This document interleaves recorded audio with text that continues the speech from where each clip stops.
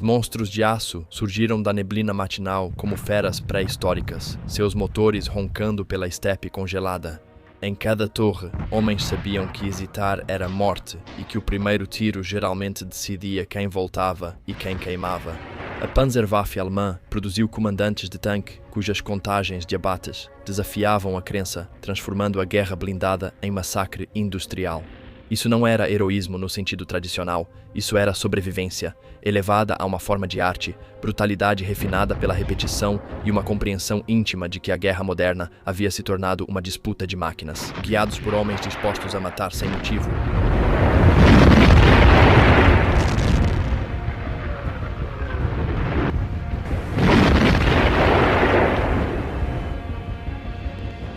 A Frente Oriental criou esses assassinos. As grandes distâncias, as longas colunas de blindados soviéticos e o desespero de uma guerra que a Alemanha não podia perder, tudo isso forjou. Comandantes de tanques tratavam o combate como artesãos, seu ofício, conhecendo o terreno como caçadores conhecem as florestas. Eles conheciam as vulnerabilidades dos tanques inimigos melhor que seus próprios engenheiros. Eles desenvolveram uma habilidade quase sobrenatural de ler as batalhas, de posicionar seus veículos onde podiam matar sem serem mortos, de explorar as vantagens de frações de segundo que separavam os vivos dos mortos. A letalidade nunca foi só uma questão numérica. Alguns comandantes acumularam números enormes ao longo de anos de combate contínuo, destruindo tanque após tanque na aritmética implacável da Frente Oriental. Outros ganharam reputação por feitos únicos, mantendo posições impossíveis ou destruindo forças que deveriam dominá-los. Alguns poucos combinavam maestria técnica com uma agressividade quase imprudente, que aterrorizava tanto seus próprios homens quanto o inimigo. O que os unia era a eficácia. Eles matavam, sobreviviam, e sua presença em um campo de batalha podia alterar o curso de um confronto. Eles não eram super-homens, eram produtos de um sistema militar que os treinava bem, lhes dava máquinas cada vez mais capazes e depois os lançava em uma guerra que consumia homens e metal com igual indiferença. Alguns morreram nas torres que eram seu lar, outros viram sua nação desmoronar. A maioria carregou o peso do que fez pelo resto da vida, reconhecendo isso ou não. Esta é a história deles. Não sanitizada, não mitologizada, mas examinada sob o olhar frio do que realmente realizaram. No conflito mais brutal e blindado da história humana,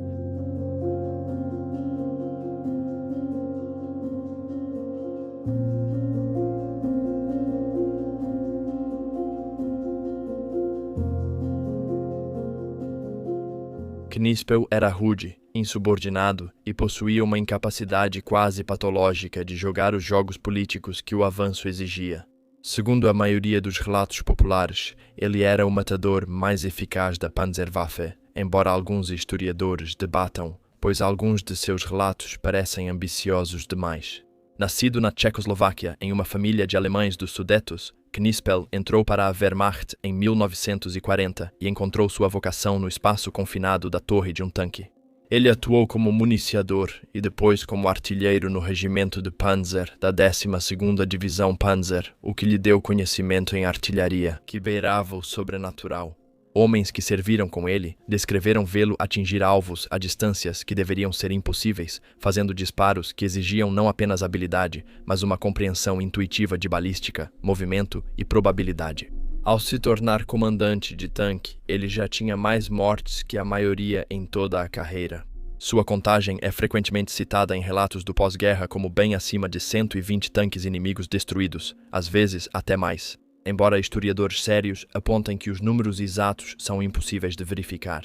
O que é certo é que essas baixas se acumularam em vários teatros de operações e anos de combate contínuo.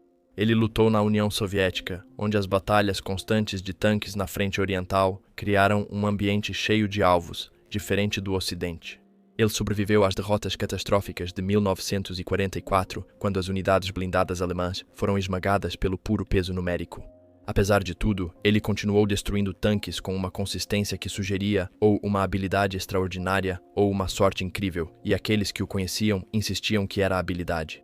Knispel mais tarde foi transferido para o Schwerpanzerabteilung 503, onde comandou tanques Tiger. O Tiger I e depois o Tiger II deram a ele a plataforma que suas habilidades mereciam.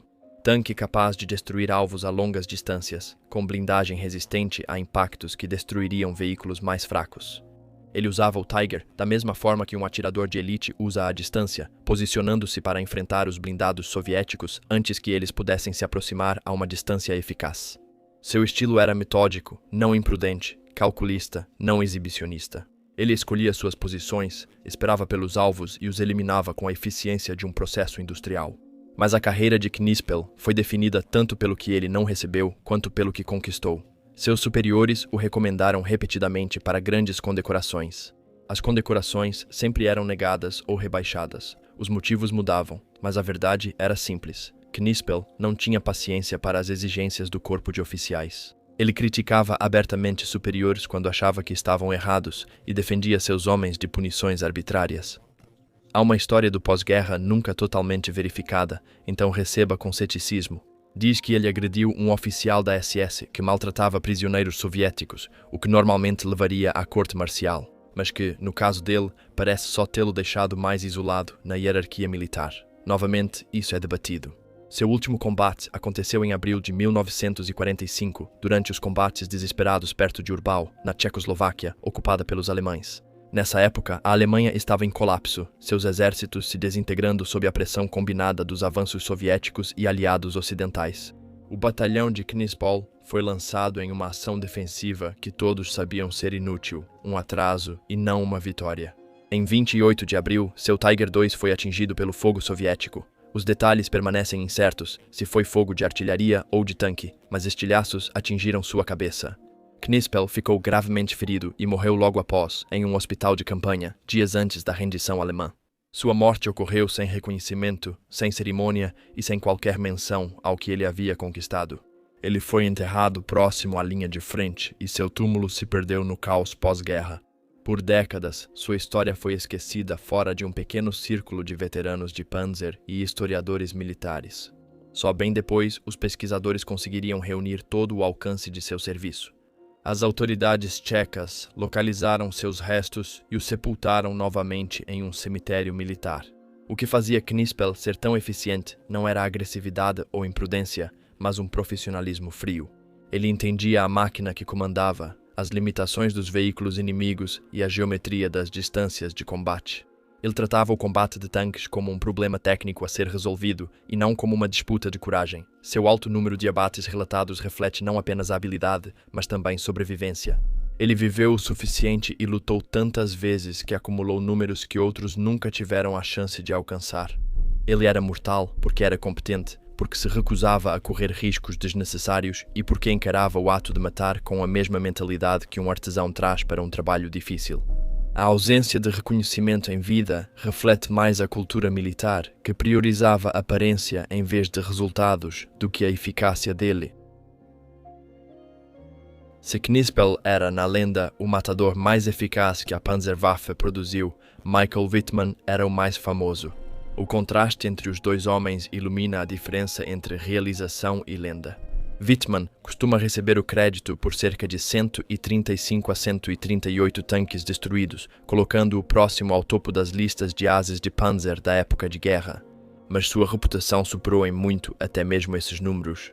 Ele se tornou o rosto da guerra blindada alemã, celebrado na propaganda, condecorado generosamente e transformado em um símbolo da invencibilidade dos Panzer. Enquanto Knispel era ignorado, Wittmann era exaltado. Enquanto Knispel sobrevivia com cautela e método, Wittmann cultivava uma reputação de agressividade. E enquanto Knispel morreu em relativa obscuridade, a morte de Wittmann se tornou assunto de debate e especulação. Isso continua décadas depois. Nascido na Baviera em 1914, Wittmann entrou para o serviço militar em uma época em que a Alemanha expandia rapidamente suas forças armadas.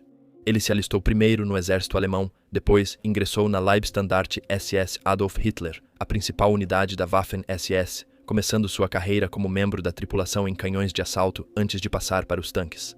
A Waffen-SS oferecia a ascensão mais rápida que a Wehrmacht, e Wittmann mostrou competência para subir rapidamente nas fileiras. Em 1943, ele comandava um Tiger I na primeira divisão Panzer SS Leibstandarte. E foi nesse papel que ele começou a acumular o número de abates que o tornaria famoso. Foi na frente oriental que Wittmann construiu sua reputação. As enormes batalhas de tanques de 1943 e 1944 lhe deram oportunidades de enfrentar blindados soviéticos em números que os comandantes da frente ocidental mal podiam imaginar. Em Kursk, nos combates em Prokhorovka, ele e sua equipe foram creditados pela destruição de vários tanques soviéticos e canhões antitanque em um dia. Em ações posteriores, ele continuou esse padrão de combates rápidos e decisivos, onde a blindagem e o poder de fogo superiores de seu Tiger lhe davam vantagens que ele explorava de forma implacável.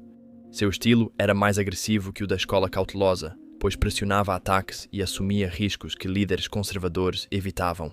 Mas foi em 13 de junho de 1944, perto da cidade francesa de Villa-Bocage, que Wittmann passou de um comandante de tanque experiente a uma lenda. Unidades blindadas britânicas da 7ª Divisão Blindada avançavam pelas estradas estreitas da Normandia, com suas colunas estendidas e vulneráveis. Wittmann, comandando um único Tiger do Cento e um batalhão Panzer pesado da SS, atacou. O que se seguiu foram 15 minutos de destruição sistemática, que analistas militares ainda estudam, seja como um exemplo de oportunismo brilhante ou de fracassos catastróficos dos britânicos. O Tiger de Wittmann saiu do esconderijo e começou a atirar na coluna britânica. Ele rapidamente destruiu tanques Cromwell, half-tracks e outros veículos, que tiveram pouca chance de reagir no terreno confinado. Ele avançou pela própria vila, engajando alvos a queima-roupa, usando os prédios como cobertura e explorando o caos criado pelo seu ataque inicial. Quando ele se retirou ou foi forçado a abandonar seu Tiger, entre 13 e 15 veículos britânicos estavam destruídos, interrompendo efetivamente o avanço britânico e ganhando tempo para as forças alemãs. Tempo crucial para reforçar suas posições, a ação tornou Wittmann famoso não só na Alemanha, mas internacionalmente. A imprensa britânica, em busca de explicações para o desastre em Villa-Bocage, transformou um comandante de tanque alemão em um bicho-papão. A propaganda alemã aproveitou a história como prova de que habilidade e coragem individuais ainda podiam superar a superioridade numérica. Michael Wittmann recebeu a Cruz de Cavaleiro com folhas de carvalho e espadas, apareceu em cinejornais e virou o rosto público da Panzerwaffe. A máquina de propaganda o transformou em mais que um soldado, um herói que simbolizava o espírito de luta que a Alemanha precisava que seu povo acreditasse ainda existir. A realidade era mais complexa. A ação de Villa-Bocage foi realmente notável, mas teve sucesso tanto pelos erros britânicos quanto pelo brilhantismo alemão. A coluna britânica avançou sem o devido reconhecimento, sem apoio de infantaria e sem qualquer plano de contingência sério para enfrentar blindados pesados. Wittmann aproveitou essas falhas com agressividade e habilidade, mas seu sucesso veio de erros do inimigo, não de genialidade sobrenatural. Isso não diminui sua conquista, mas a coloca em contexto. Ele teve uma oportunidade e a agarrou com as duas mãos. 2 meses depois, Michael Wittmann morreu na estrada ao sul de Caen, perto de Saint-Aignan-de-Cramanil, na Normandia, em 8 de agosto de 1944. Durante a ofensiva aliada para romper a cabeça de praia da Normandia, o grupo de tigres de Wittmann, do pesado batalhão Panzer SS-101, foi lançado em um contra-ataque contra forças aliadas esmagadoras durante a Operação Totalize. Os detalhes da morte de Wittmann ainda são disputados. Fontes britânicas alegam há muito que ele foi destruído por um Sherman Firefly do Northamptonshire Yeomanry. Relatos canadenses atribuem a destruição aos Shermans do regimento Sherbrooke Fusilier. Teorias anteriores sugeriam que ele poderia ter sido destruído por Hawker Typhoons, lançadores de foguetes que apoiavam o avanço aliado, uma visão que historiadores modernos tendem a descartar. O que é certo é que seu Tiger foi atingido e destruído, e Wittmann e sua tripulação morreram na explosão, com a torre sendo arrancada do casco. Seus corpos não foram formalmente identificados na época. Durante décadas, a localização exata de seu túmulo permaneceu desconhecida, aumentando o mistério que o cercava. Apenas em 1983, a Comissão Alemã de Túmulos de Guerra encontrou uma sepultura não identificada perto do campo de batalha. Wittmann e sua equipe foram identificados e enterrados juntos no cemitério de guerra alemão de Lacambe. O mistério sobre sua morte, como outros aspectos de Wittmann, virou parte da lenda. Para alguns, prova de sua importância, para outros, só um acidente da guerra. Wittmann era mortal porque combinava competência técnica com táticas agressivas e operava em circunstâncias que permitiam que essas características se destacassem. A frente oriental lhe dava alvos, o Tiger lhe dava uma plataforma. Sua disposição em correr riscos que outros comandantes evitavam lhe trazia oportunidades de alcançar resultados de destaque. Mas sua fama era tanto um produto da propaganda e da criação de mitos quanto de conquistas reais. Ele era muito bom no que fazia. Apesar da lenda, ele não era especialmente talentoso ou possuía habilidades sobrenaturais. Ele era um comandante de tanque competente, que lutava de forma agressiva, obteve sucessos significativos e morreu quando sua sorte acabou. A lenda que o cercava nos diz mais sobre o que a Alemanha precisava acreditar em 1944 do que sobre o que Michael Wittmann realmente realizou. Alguns comandantes de tanque se destacaram por ações marcantes, outros por anos acumulando abates em combates difíceis. Otto Carius fez ambos e viveu o bastante para escrever, garantindo que sua versão dos fatos se tornasse o relato definitivo.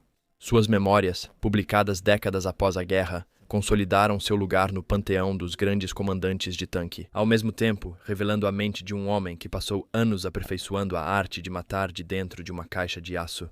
Otto Carius iniciou a guerra como soldado de infantaria, mas sua baixa estatura e problemas de saúde o impediram de entrar na arma de Panzer. Ele persistiu, eventualmente transferindo-se para as tropas Panzer e iniciando seu treinamento no Panzer 38T, um tanque leve de design tcheco que já estava obsoleto pelos padrões de 1941.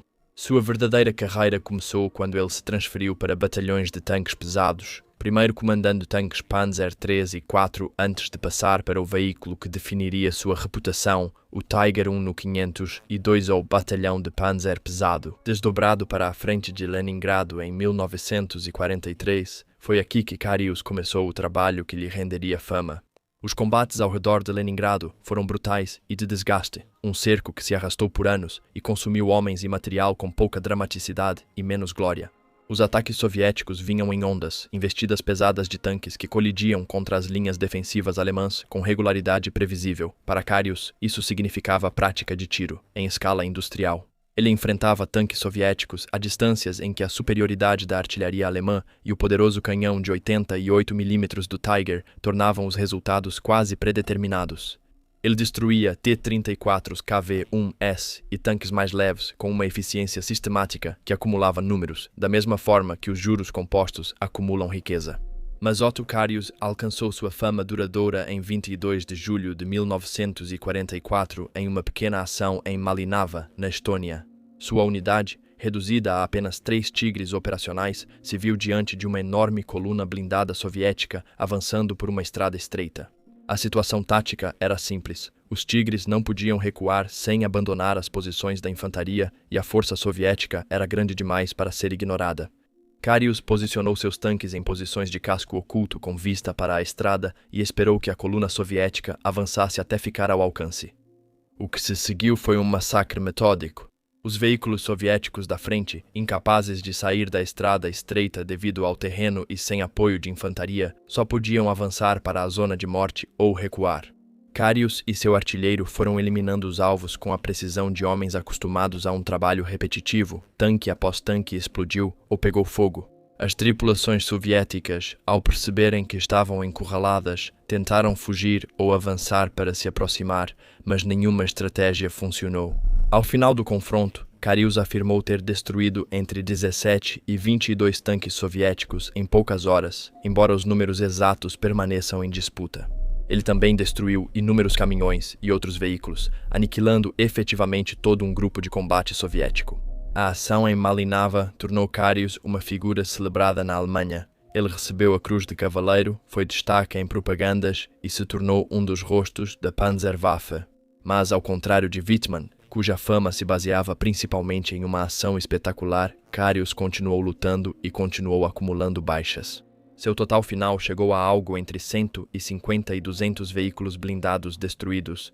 É impossível verificar números exatos, pois o registro alemão colapsou no fim da guerra e relatos de Carius às vezes divergem dos documentos oficiais. Ele sobreviveu à guerra, rendendo-se às forças americanas em maio de 1945. Sua sobrevivência foi por si só notável. A maioria dos comandantes de batalhões de tanques pesados morreu ou foi capturada até o fim da guerra, vítimas de um conflito nutricional que consumiu líderes experientes com uma eficiência particular. Carius retornou à vida civil e eventualmente abriu uma farmácia de sucesso na Alemanha, levando uma existência tranquila e de classe média que parecia quase surrealmente normal, considerando suas atividades durante a guerra. Suas memórias, publicadas primeiro na Alemanha nos anos 1960 e só depois traduzidas para o inglês, tornaram-se um dos relatos mais detalhados sobre o combate de tanques na Frente Oriental, escritas por um participante alemão. O livro é valioso como um documento tático e técnico, descrevendo distâncias de engajamento, tipos de munição, falhas mecânicas e as realidades do dia a dia de operar tanques pesados em combate.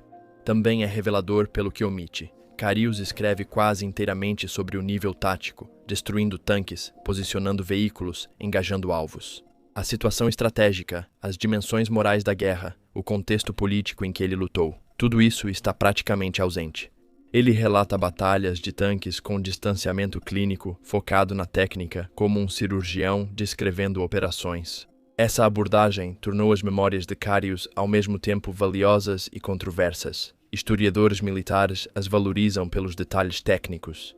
Outros dizem que esse distanciamento permite a Carius escrever centenas de páginas sobre matar sem realmente refletir sobre por que ele matava. O livro trata a Frente Oriental como um problema puramente militar em vez de parte de uma guerra genocida de aniquilação. Isso não é incomum. A maioria das memórias militares alemãs segue padrões semelhantes, mas isso levanta questões sobre o que significa ser bom em algo que existiu. A serviço de fins monstruosos, Carius viveu até 2015, sendo um dos últimos comandantes de tanques pesados, sobreviventes da Frente Oriental. Sua letalidade era resultado de domínio técnico, equipamentos favoráveis e longa experiência. Ele comandou Tigers em uma época favorável aos blindados soviéticos, lutou em terrenos que favoreciam a defesa e sobreviveu para aprimorar seus métodos. Ao longo de centenas de combates, ele era cauteloso em vez de imprudente, metódico em vez de agressivo.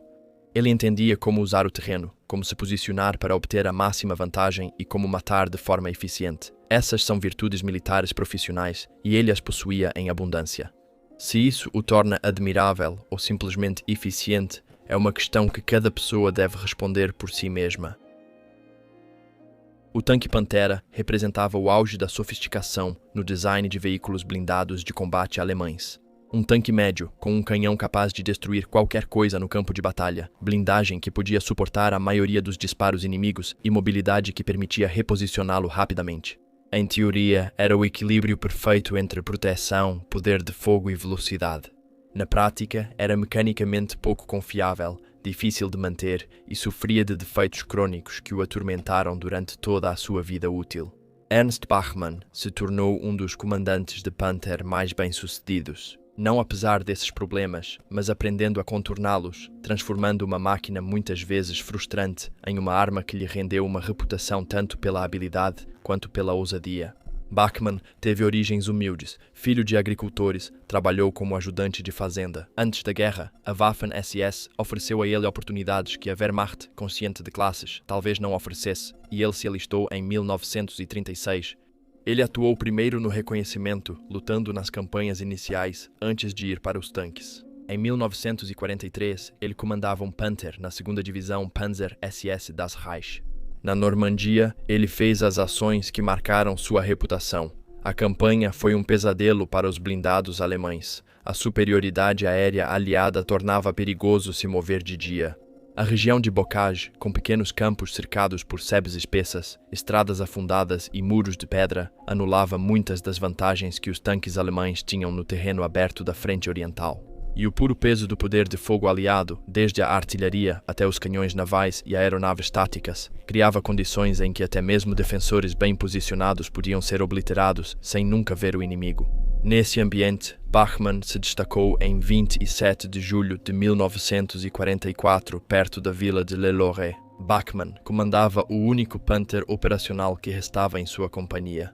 As forças americanas romperam as linhas alemãs e avançavam pela brecha com colunas blindadas em estradas que a inteligência alemã havia garantido como seguras.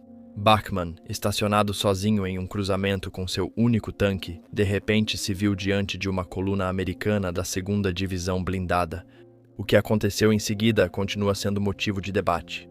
O próprio relato de Bachmann afirma que ele destruiu 9 tanques Sherman e vários outros veículos em um combate que durou várias horas. Os registros americanos são menos conclusivos. Eles confirmam perdas significativas no cruzamento, mas contestam os números e a atribuição.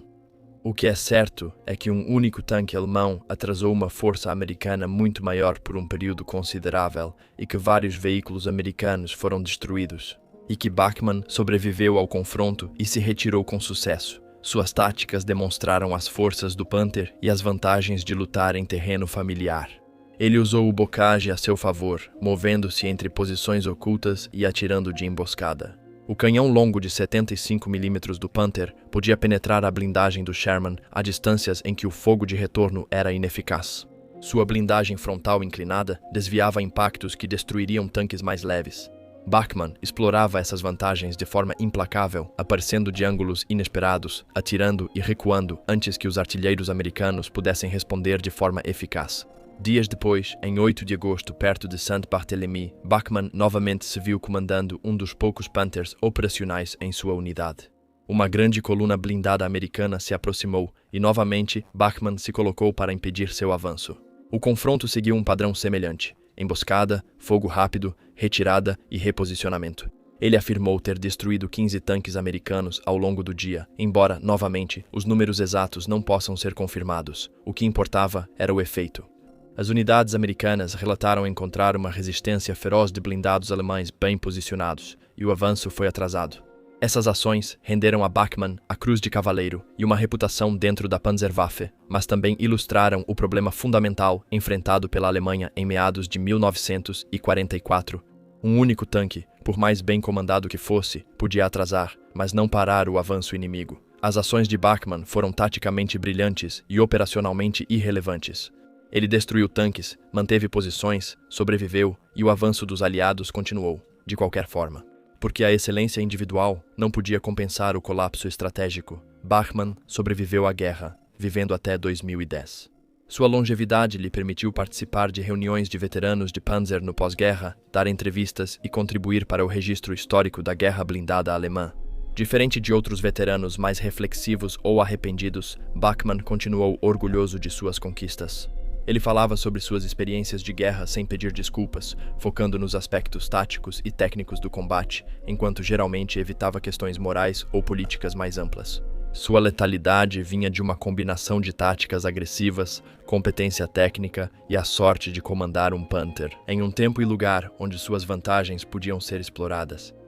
O terreno de bocage da Normandia permitiu que ele usasse o ocultamento e o posicionamento para compensar a superioridade numérica das forças aliadas. Sua disposição para enfrentar forças inimigas muito maiores a partir de posições desfavoráveis sugere ou uma coragem notável ou uma certa imprudência, provavelmente ambos. Ele era eficaz porque entendia as capacidades do seu veículo, porque escolhia boas posições e porque tinha coragem para lutar contra probabilidades esmagadoras. É difícil dizer se isso o tornava mais mortal ou apenas mais visível que outros comandantes igualmente habilidosos que morreram antes de alcançar a mesma fama. Quando Johannes Bolter virou comandante de tanque, a Alemanha já perdia a guerra. As vastas formações blindadas que haviam varrido a França e avançado profundamente na União Soviética estavam sendo desgastadas pelo atrito, falhas mecânicas e falta de combustível. A quantidade de abates que os comandantes de Panzer estavam acumulando em 1944 não refletia a superioridade alemã, mas sim o desespero.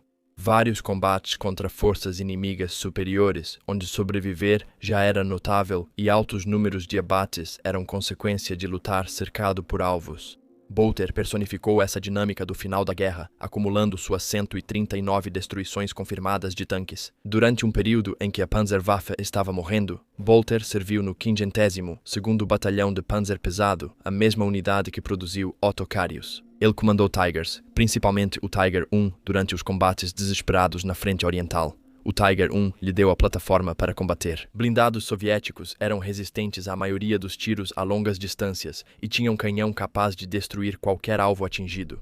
Embora ele possa ter comandado o imenso King Tiger no final da guerra, a grande maioria de suas baixas veio do Tiger I, o principal tanque dos batalhões pesados alemães, mais confiável e numeroso que seu sucessor.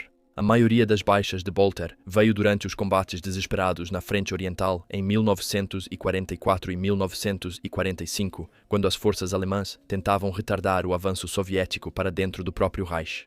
Essa não era a guerra de movimento e rompimento que caracterizou 1941 e 1942, era uma guerra de atrito em sua forma mais pura. Unidades alemãs posicionadas em linhas defensivas, forças soviéticas atacando em concentrações massivas e o resultado predeterminado pela matemática. Os soviéticos podiam suportar perdas, a Alemanha não. Cada sucesso defensivo apenas adiava o inevitável.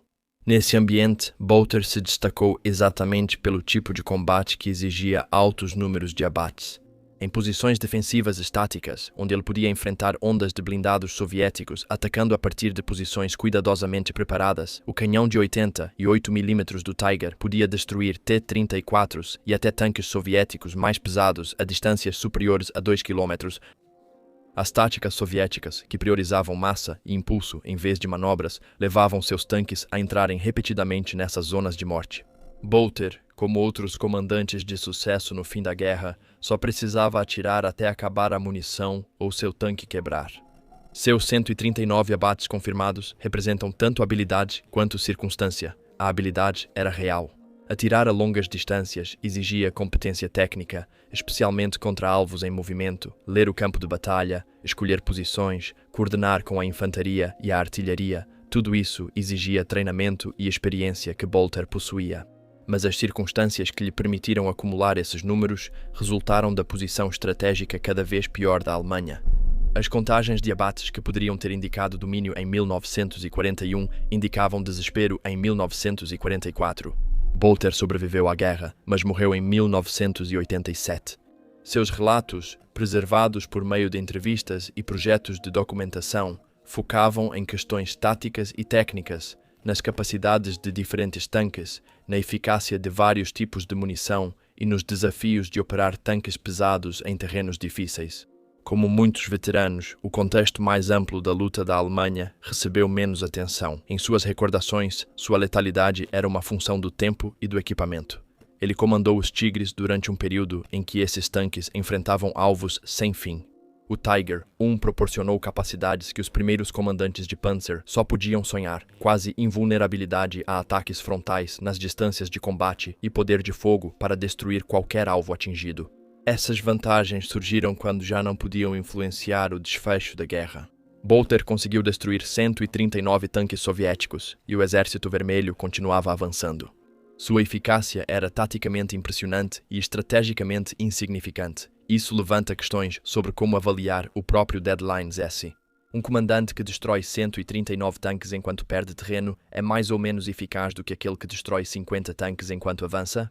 O elevado número de mortes de Bolter mostra sua competência e o desespero da Alemanha. Era eficiente, mas seu trabalho se tornava cada vez menos relevante com o tempo. Em 1945, destruir tanques soviéticos era menos importante do que simplesmente ter tanques funcionando. E nem mesmo os comandantes mais habilidosos conseguiam compensar o colapso material da Panzerwaffe.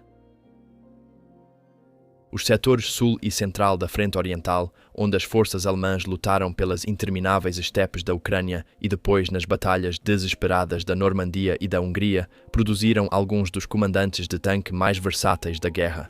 Richard Freiherr von Rosen lutou por essa paisagem variada, acumulando mais de 30 tanques destruídos, confirmados em combates que testaram todos os aspectos da competência de um comandante de tanque. Seu serviço na Schwerer Panzerabteilung 503 o levou desde os campos abertos de tanques do sul da Rússia até o bocage da França e as ofensivas finais e desesperadas na Hungria. Von Rosen vinha de uma pequena aristocracia. Seu título Freiherr indicava um posto aproximadamente equivalente ao de barão. Esse histórico era comum entre oficiais da Wehrmacht e Waffen-SS, mas a carreira militar de von Rosen foi baseada na competência, não em conexões. Ele se juntou ao 53º Batalhão de Panzer Pesado e serviu em alguns dos combates blindados mais intensos da guerra, lutando em teatros onde as condições táticas variavam drasticamente e exigiam adaptação constante. No sul da Rússia, von Rosen participou das enormes batalhas de tanques ao redor de Kharkov e na região de Donbass. Os combates eram marcados por grandes distâncias, terreno aberto favorável à artilharia de longo alcance e operações móveis, como destacava a doutrina blindada alemã. As forças soviéticas atacavam em concentrações massivas e batalhões de tigres como o 53º eram enviados para setores críticos onde seu poder de fogo podia conter avanços soviéticos. Von Rosen comandava um Tiger I nesse ambiente, enfrentando blindados soviéticos a longas distâncias, onde as vantagens alemãs em artilharia e proteção blindada podiam ser totalmente exploradas. Sua abordagem destacava a escolha do terreno e a disciplina de fogo. As vantagens táticas do Tiger, seu canhão superior e sua blindagem eram mais importantes quando o veículo podia atacar de posições que anulavam a superioridade numérica soviética.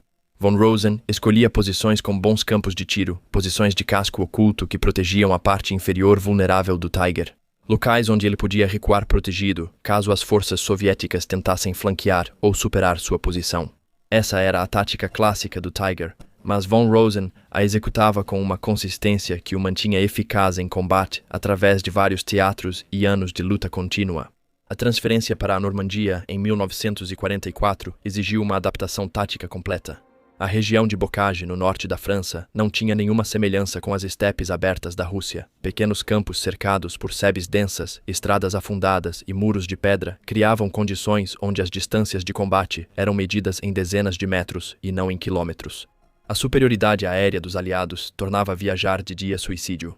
A força naval, da artilharia e das aeronaves aliadas criaram um cenário onde até tigres bem posicionados podiam ser destruídos sem enfrentar blindados inimigos. Von Rosen lutou em ações defensivas, usando o terreno para emboscar os blindados aliados, avançando por estradas estreitas, explorando as vantagens do Pantera e dos Tigres em terrenos fechados, enquanto evitava o poder de fogo avassalador que as forças aliadas podiam empregar.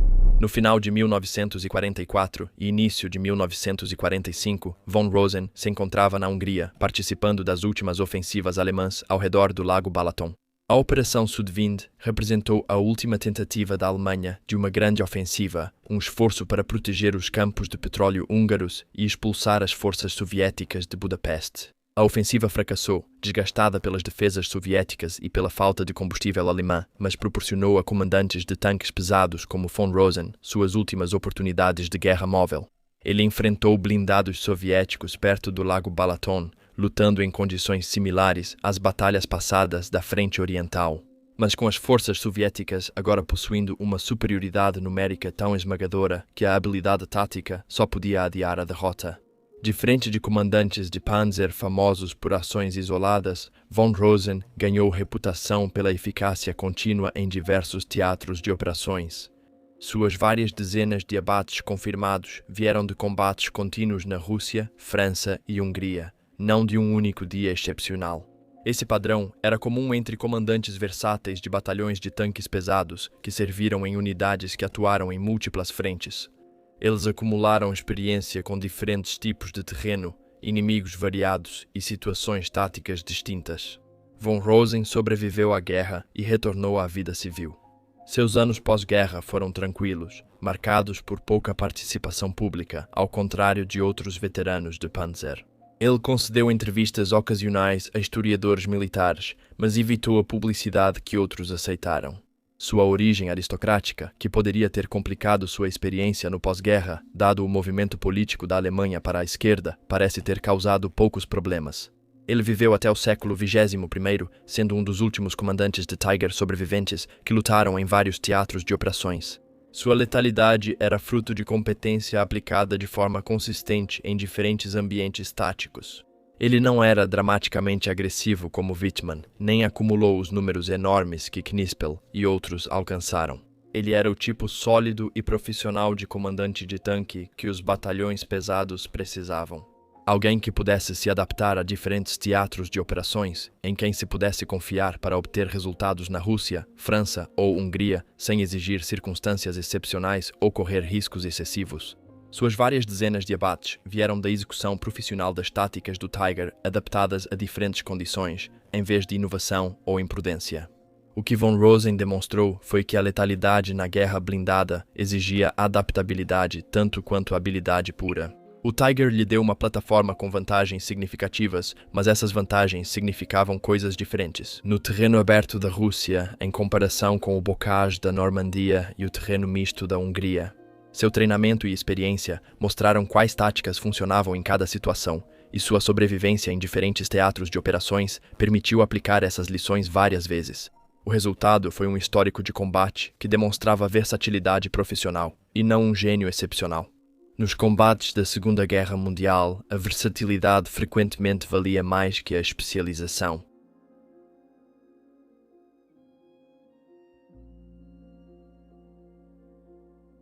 Em 8 de julho de 1943, durante a Batalha de Kursk, Franz Staudeger comandou um único tanque Tiger em uma ação que lhe renderia reconhecimento imediato e a Cruz de Cavaleiro. O confronto ilustrou tanto as possibilidades táticas que um equipamento superior poderia criar quanto as limitações da excelência individual diante das realidades estratégicas.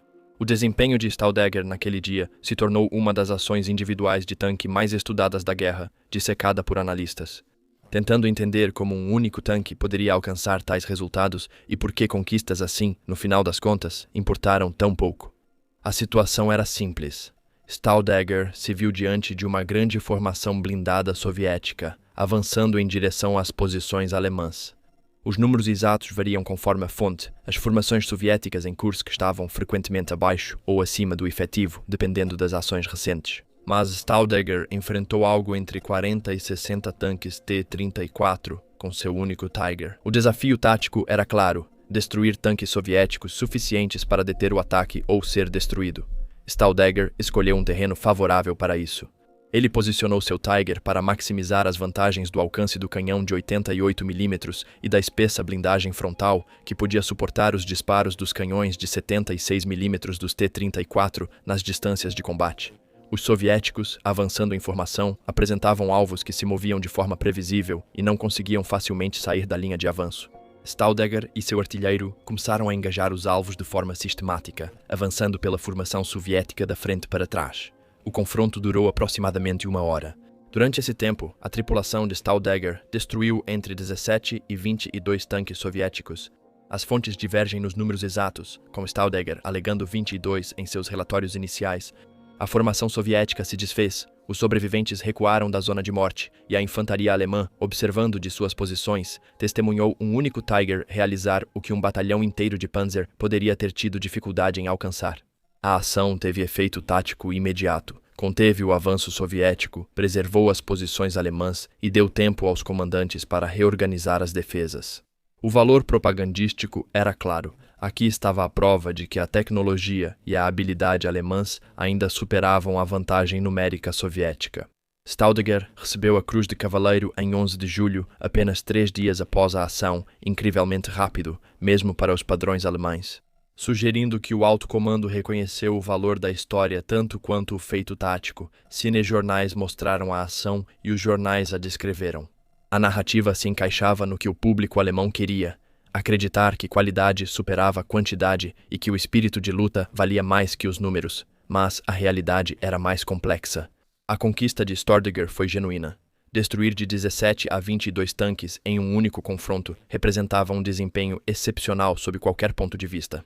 Mas as circunstâncias que permitiram seu sucesso eram específicas daquele momento e daquele lugar. A formação soviética avançou sem apoio de infantaria em terreno favorável ao defensor, contra armas que não conseguiam combater nas distâncias escolhidas por Staudeger. Se alguma dessas variáveis mudasse, o resultado seria diferente. Porém, a ação não alterou nada estrategicamente. A Batalha de Kursk continuou. As forças soviéticas continuaram atacando, as forças alemãs continuaram sofrendo baixas. Em poucos dias, a situação tática que permitiu o sucesso de Staudeger foi esquecida no contexto mais amplo de uma batalha massiva que a Alemanha estava perdendo. Seus 22 tanques destruídos foram substituídos pela economia de guerra soviética. Em poucos dias, o Tigre, que parecia invencível, precisou de manutenção e reparos que consumiram recursos que a Alemanha não podia substituir facilmente. Staudeger sobreviveu a Kursk e continuou lutando, acumulando mais abates até alcançar um total final de aproximadamente 100 destruições de tanques confirmadas.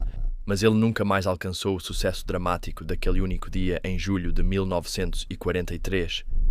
Sua carreira posterior seguiu o padrão dos comandantes de batalhões de tanques pesados. Trabalho constante, destruindo tanques inimigos em combates defensivos, sobrevivendo a falhas mecânicas e ao fogo inimigo enquanto via a situação estratégica piorar, apesar dos sucessos táticos. Ele sobreviveu à guerra e viveu até 1995, tempo suficiente para ver sua ação em Kursk se tornar um dos combates de tanques mais analisados da história militar. Analistas estudaram esse combate para extrair lições sobre táticas, valor de equipamentos superiores e as chances do combate defensivo contra forças mais numerosas. Alguns tiraram conclusões sobre a importância do treinamento e do moral, enquanto outros se concentraram nas circunstâncias específicas que tornaram a ação possível.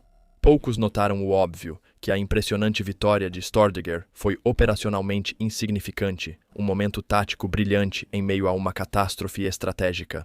Sua letalidade veio de uma combinação de circunstâncias, equipamento e competência. O Tiger concedeu a ele habilidades que nenhum comandante de tanque havia imaginado antes. A situação tática em Kursk lhe apresentou uma oportunidade que exigia tanto habilidade quanto coragem para ser explorada, e sua competência como comandante permitiu que ele alcançasse resultados. Isso justificou a atenção da máquina de propaganda.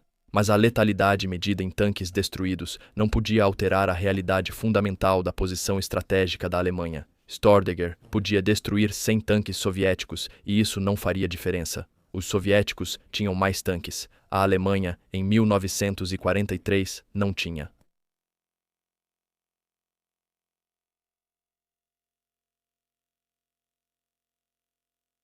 Alguns comandantes de tanques ganharam reputação após anos acumulando abates e sobrevivendo com cautela. Outros ficaram lendários pela agressividade e por liderarem na linha de frente, onde a maioria comandaria de trás. Christian Tixen pertencia à segunda categoria, um comandante cuja destemidez se tornou tanto sua característica marcante quanto, no fim das contas, sua sentença de morte. Sua carreira de combate foi das batalhas brutais da Frente Oriental aos campos de morte da Normandia. Durante esse tempo, ele manteve uma tática que assustava seus homens e o inimigo.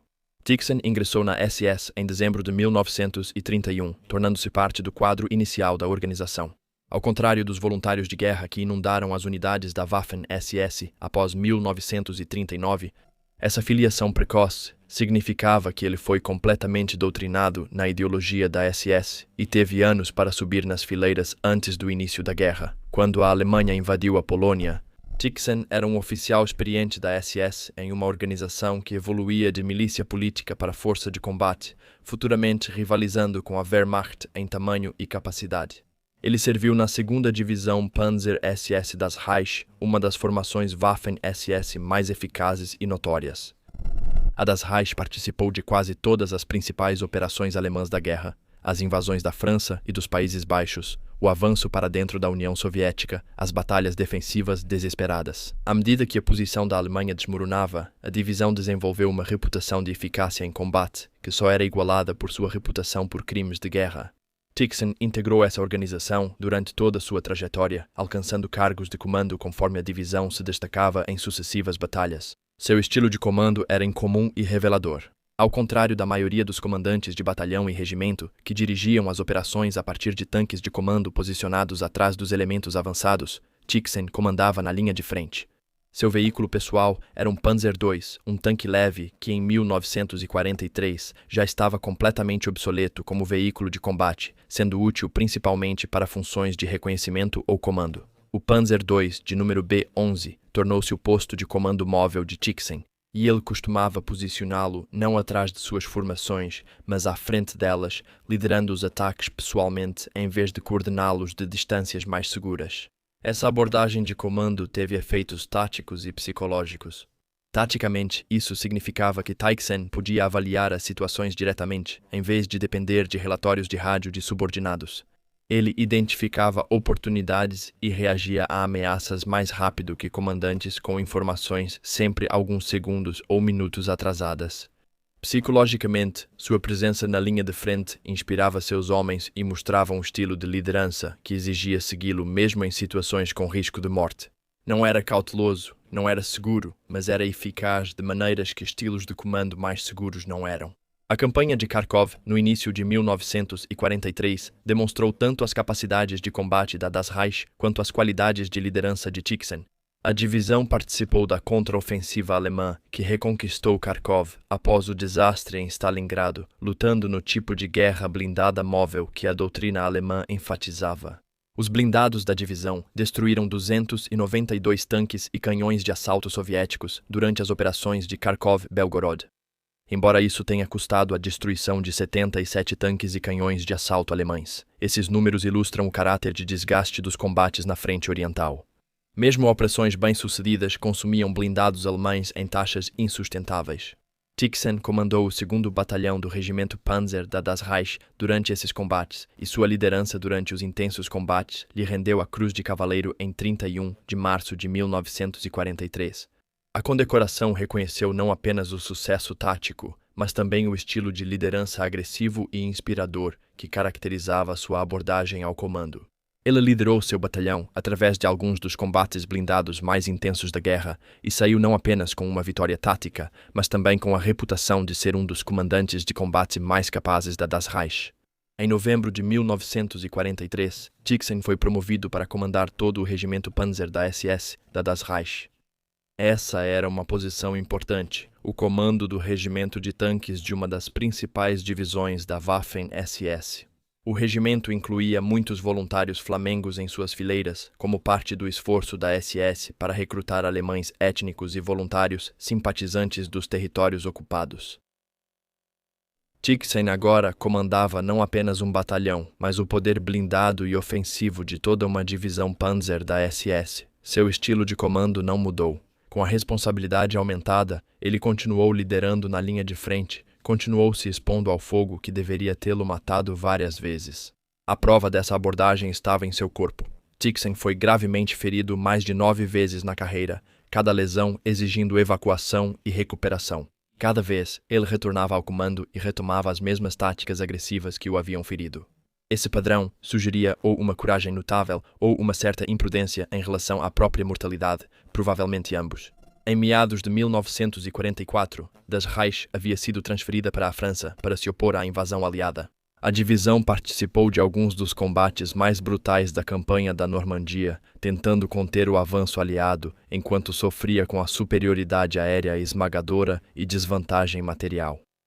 O ambiente tático era completamente diferente da frente oriental.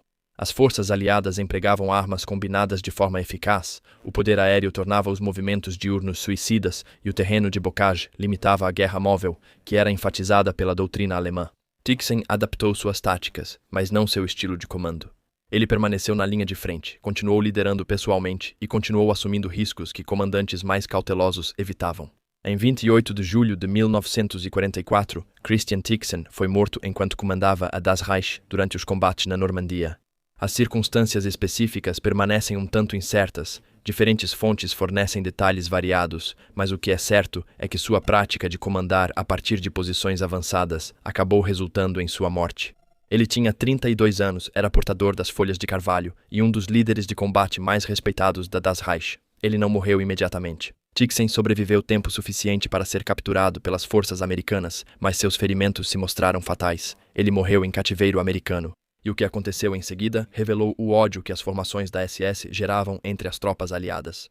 Soldados americanos despiram seu corpo das condecorações e identificação, levando-os como lembranças. Isso não era incomum. Insígnias e condecorações da SS eram troféus valiosos, mas isso teve o efeito de tornar Tixen impossível de ser identificado. Ele foi enterrado como um soldado alemão desconhecido, um entre milhares cujos túmulos não tinham nomes. Somente na década de 1970, o túmulo de Tixen foi identificado por meio de registros militares e investigação forense. Seus restos mortais foram exumados e reenterrados com honras militares. Sua identidade finalmente foi restaurada décadas após sua morte. O atraso ilustrou como muitos soldados alemães, especialmente membros da SS, foram enterrados anonimamente e só identificados anos depois, se é que foram. O status de Tixen como um oficial altamente condecorado fez com que sua identificação fosse uma prioridade que soldados comuns nunca receberam. O que fazia Tixen mortal não era a habilidade técnica excepcional nem recorde de abates. A quantidade exata de tanques destruídos é difícil de verificar, embora tenha sido significativa. Sua letalidade vinha de seu estilo de liderança, de sua capacidade de inspirar os homens a segui-lo em situações onde a sobrevivência parecia improvável. Ele liderava na linha de frente por acreditar que comandantes deviam estar ali, tornando suas unidades mais agressivas e eficazes do que sob liderança mais cautelosa. Mas essa eficácia teve um preço. Tyksen foi ferido 9 vezes e acabou sendo morto porque se recusava a comandar de posições mais seguras. As vantagens táticas do comando avançado, melhor informação, tomada de decisões mais rápida e liderança inspiradora foram compradas com a vida dele. Se isso o tornou mais ou menos eficaz do que comandantes que sobreviveram por cautela, é impossível determinar. Ele alcançou sucessos táticos significativos. Ele inspirou lealdade feroz entre seus homens e morreu aos 32 anos. Seu potencial não foi realizado porque seu comando tornou sua morte inevitável. Seu serviço com a Das Reich complica qualquer avaliação de sua eficácia militar. A divisão cometeu inúmeros crimes de guerra durante seu serviço, incluindo massacres de civis na França e atrocidades em toda a frente oriental. Se Tyksen participou pessoalmente ou testemunhou esses crimes, não pode ser determinado pelos registros disponíveis, mas suas posições de comando significam que ele fazia parte da cadeia de comando quando eles ocorreram. A competência militar dele não pode ser separada da organização que serviu e das atrocidades que ela cometeu. Tyksen representava um tipo específico de comandante de tanque alemão, o líder agressivo da SS, que liderava na linha de frente e inspirava pelo exemplo pessoal. Em vez de um planejamento cuidadoso, esse estilo produzia sucessos táticos dramáticos e baixas igualmente dramáticas. Isso gerava lendas nas forças armadas, mas levava a mortes em taxas que comandantes cautelosos evitavam. Se as vantagens táticas justificavam os custos, é algo debatível. O que é certo é que Christian Tyksen era mortal, não apenas para o inimigo, mas para si mesmo. E sua morte, aos 32 anos pôs fim. Uma carreira de combate que foi construída sobre uma imprudência calculada e um aparente desprezo pela própria segurança, algo que seus homens tanto admiravam quanto temiam.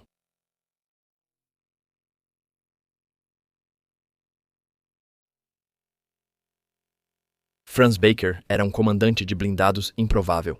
Ele começou sua vida adulta não como um oficial de carreira, mas como dentista. Um profissional de classe média que lutou na Primeira Guerra Mundial e depois retornou à vida civil.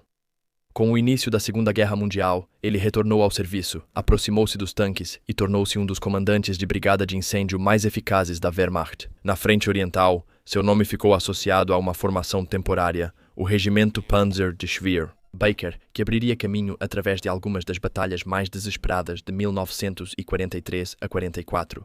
Baker deixou sua marca primeiro com o Regimento Panzer 11 da 6ª Divisão Panzer, lutando pela França, Rússia e durante a longa retirada após Stalingrado. Ele entendeu cedo que os dias de avanços fáceis tinham acabado. Os blindados soviéticos aumentavam em número e qualidade, forçando as unidades de tanques alemãs a combates defensivos móveis em vez de ofensivas arrasadoras.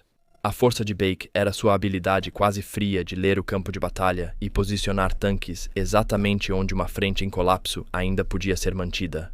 No final de 1943, ele recebeu o que equivalia a uma força-tarefa escolhida a dedo. O Regimento Panzerbach de Schweer, um regimento composto formado pelos Tiger de Fuß, tanques pesados de Schweer, Panzerabteilung 503, panteras de outras formações, canhões autopropulsados e engenheiros mecanizados. Ela foi projetada como um martelo de impacto móvel para ser lançada em setores onde avanços soviéticos ameaçavam desmoronar toda a frente. O resultado foi uma formação com enorme poder de ataque, mas com falta crônica de combustível, peças de reposição e descanso. Em janeiro de 1944, perto de Balabanovka e nos combates mais amplos ao sudoeste de Kirovograd, o regimento de Baker foi usado para esmagar as pontas de lança blindadas soviéticas. Avançando para a retaguarda alemã, relatórios atribuíram ao grupo dele a destruição de centenas de tanques soviéticos em poucos dias. Números que historiadores modernos analisam com cautela, mas ainda mostram a escala e intensidade dos combates da unidade dele. Bach lutou na linha de frente, participando de combates próximos e destruindo tanques inimigos com armas portáteis após perder seus veículos. Pouco depois, durante a tentativa de aliviar o bolsão de Cherkassy, o regimento de Baker foi novamente lançado no pior da situação, lutando através de lama, neve e ataques soviéticos contínuos para abrir corredores em direção às forças alemãs cercadas. Seus tanques pesados e panteras eram frequentemente as únicas coisas impedindo a exploração soviética quando as formações de infantaria começavam a desmoronar. As ações do regimento não salvaram o corpo cercado, mas permitiram que uma fração significativa das tropas encurraladas escapasse da aniquilação. Bach recebeu as espadas para sua cruz de cavaleiro em fevereiro de 1944. Nessas operações, Bach não era perigoso por agressividade, mas por seu pragmatismo implacável no uso de tanques pesados. Ele concentrava forças em pontos-chave e preferia ceder terreno para preservar seus blindados para batalhas mais importantes. Algumas horas depois, suas formações lutavam como um bisturi e não como um porrete, cortando os avanços soviéticos em seu ponto mais avançado e os desestabilizando antes que pudessem se consolidar. No longo prazo, nada disso alterou o resultado da guerra. O Exército Vermelho tinha mais homens, tanques e tempo. Mas, em nível local, quando uma frente estava prestes a romper e um corpo inteiro corria o risco de ser cercado, colocar Bake e seus tigres na linha ainda podia mudar tudo. Hyacinth, Conde Strachwitz, von Grossauch und Kamenetz, conhecido simplesmente como o Panzergraf, o Conde dos Panzer, era o arquétipo do guerreiro aristocrático transplantado para a guerra mecanizada. Um nobre da Silésia e oficial de cavalaria da Primeira Guerra Mundial, ele trouxe antigas noções de bravura e coragem pessoal para o aço e o óleo do combate de Panzer. Diferente de alguns favoritos políticos do regime, Strachwitz construiu sua reputação com muito esforço. Na linha de frente, repetidamente, até que seu corpo se tornou um mapa de cicatrizes.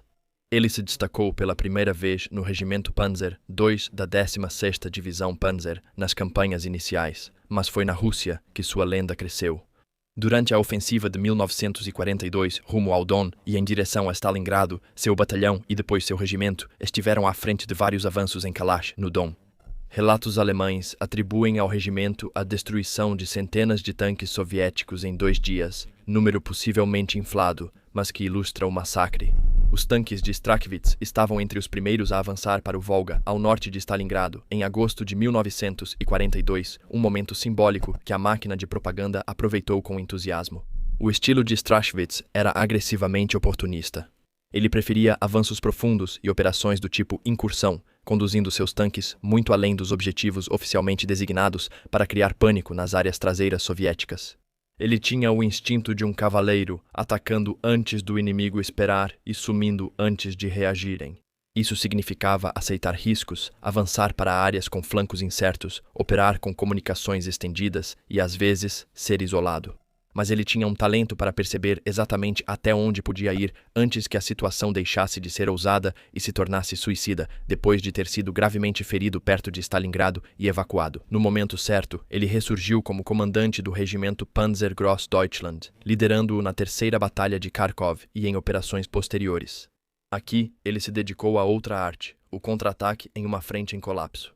Seus Kampfgruppen aguardavam as pontas de lança soviéticas ultrapassarem a infantaria e o apoio. Então, atacavam pelos flancos e retaguarda, quebrando a coesão e forçando o recuo em confusão. Ele transformou forças limitadas em ferramentas desproporcionalmente eficazes ao atacar colunas soviéticas em seu momento mais vulnerável, estendidas, desorganizadas e convencidas de que já estavam vitoriosas. Mais tarde na guerra, Strachwitz liderou grupos de batalha ad hoc na região do Báltico e na Silésia, incluindo operações controversas contra partisãs e em apoio a forças antissoviéticas. Suas condecorações, até a Cruz de Cavaleiro com folhas de carvalho, espadas e diamantes, uma das combinações mais altas concedidas, refletiam tanto sua habilidade tática quanto o valor propagandístico de um herói aristocrata lutando pelo regime de Hitler. Strachwitz era temido por unir a agressividade da cavalaria antiga com blindados modernos. Ele via os tanques como cavalaria de choque, não só como plataformas móveis de canhões. Essa mentalidade gerou vitórias locais, mesmo após a Alemanha perder chance real de vencer. Ainda podia frustrar uma ofensiva soviética. Fraco, ele não conseguiu salvar o Reich. Hermann Bix nunca se tornou um nome conhecido como Wittmann, mas entre entusiastas de blindados e pesquisadores da Frente Oriental, sua reputação é sólida. Um comandante de Panzer IV da 4ª Divisão Panzer, creditado em compilações do pós-guerra, com cerca de 70 a 75 tanques inimigos destruídos e condecorado com a Cruz de Cavaleiro com folhas de carvalho. Em março de 1945, Bix lutou onde os mais glamurosos Tigers e Panthers eram raros. Durante a maior parte da guerra, ele comandou Panzer IV, um modelo que entre 1943 e 1944 já estava tecnicamente ultrapassado pelos T-34-85 e pelos pesados canhões autopropulsados soviéticos, que o forçaram a adotar um estilo de combate diferente dos ases dos Tigers. Ele não podia simplesmente ficar a 2.000 metros e abater alvos impunemente. Se cometesse erros de posicionamento, seu tanque era destruído.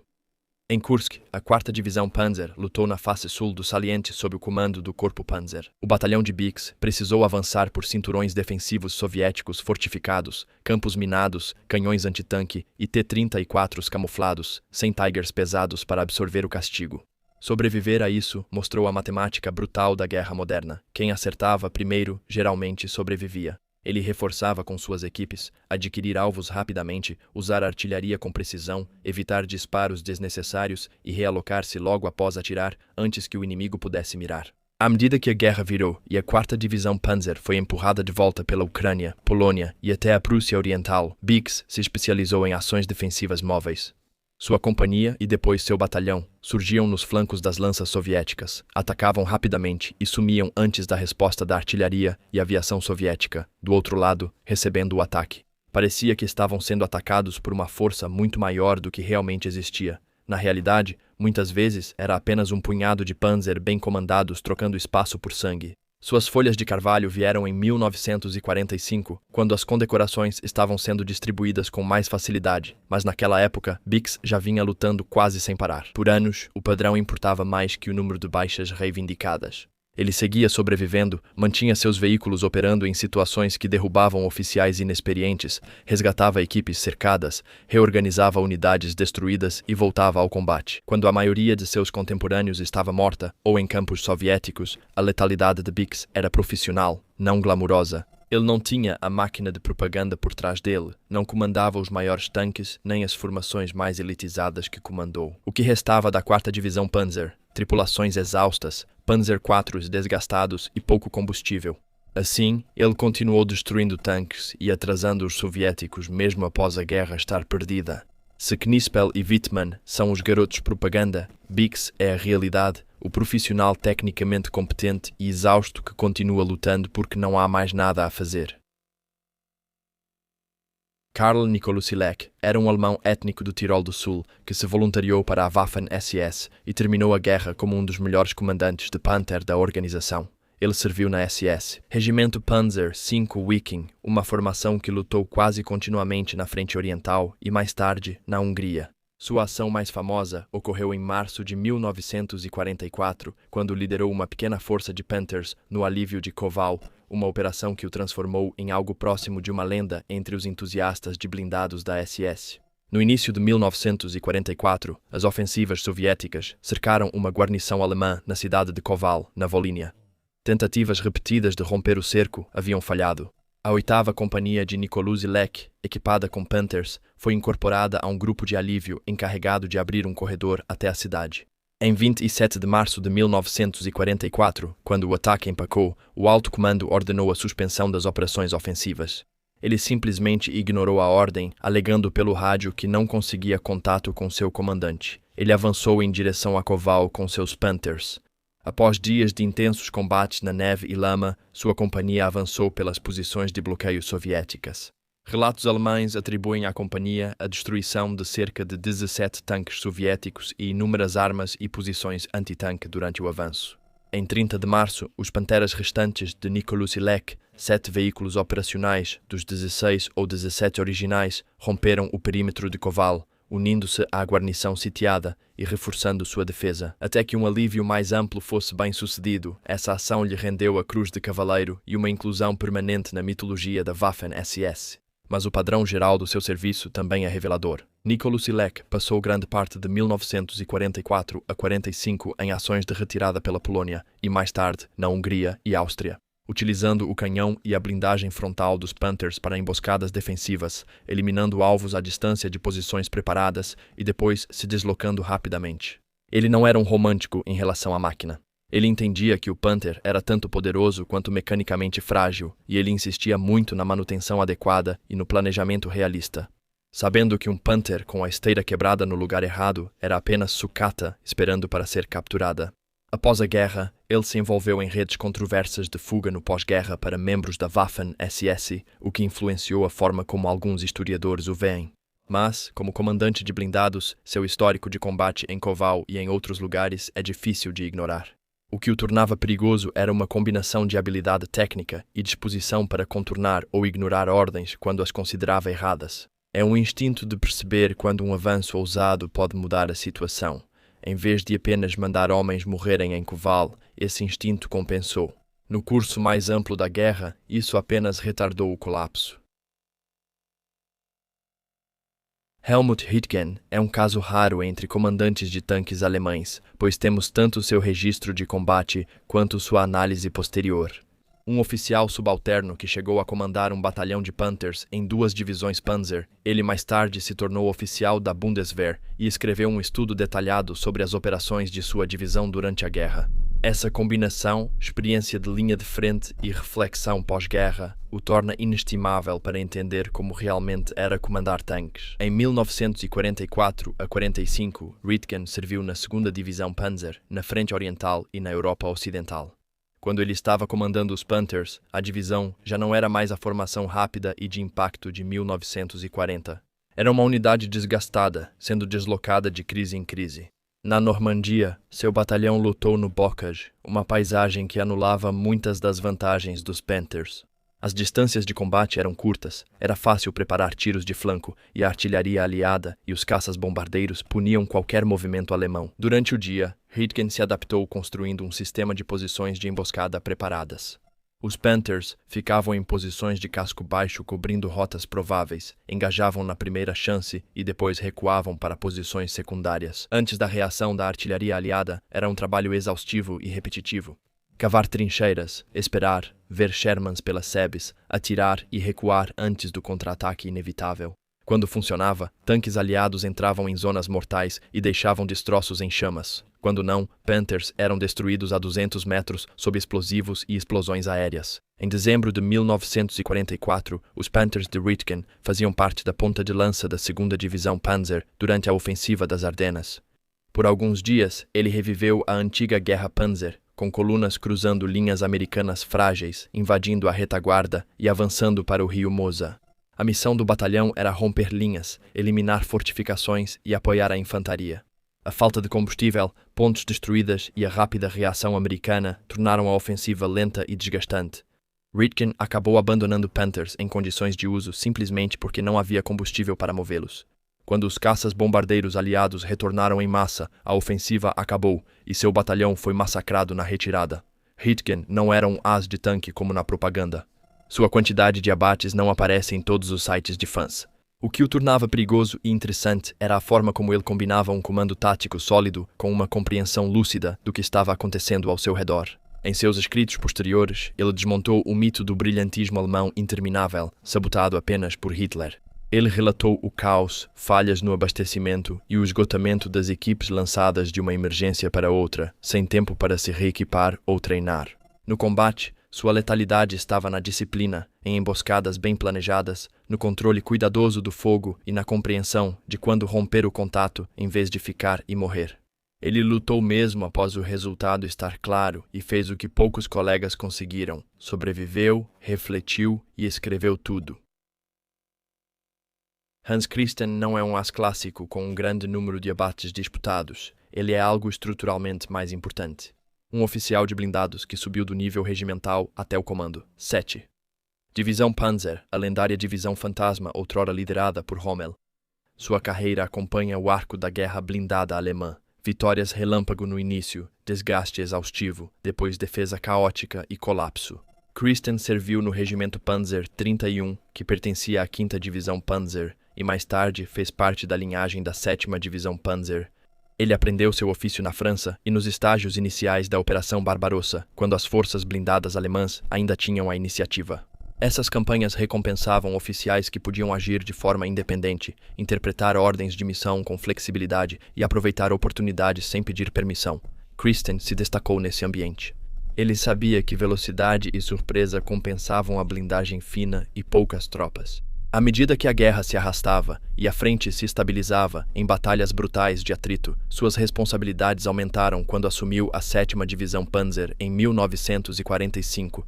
A unidade era uma sombra do que já foi, um pequeno grupo disperso de tanques, canhões de assalto e Kampfgruppen improvisados tentando retardar o avanço dos soviéticos e dos aliados ocidentais.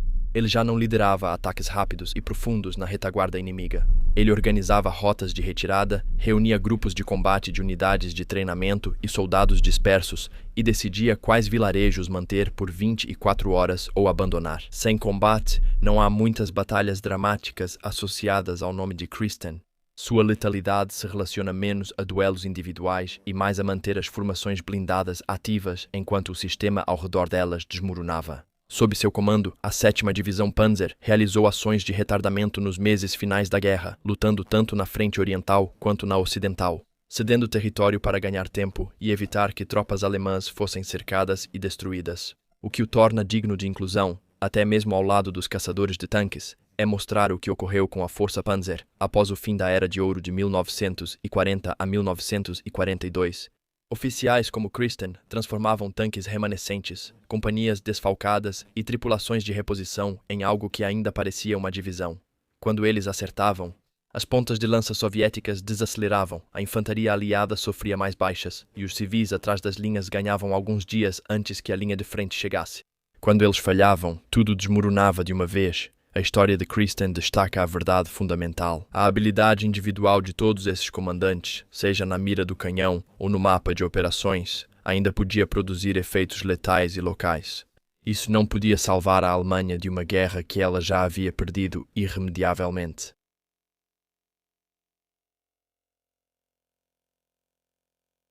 Nos últimos meses da guerra, com o avanço do Exército Vermelho sobre a Prússia Oriental e a Pomerânia, um comandante de Tiger II ganhou uma reputação tão violenta que nem o comando alemão em colapso pôde ignorar.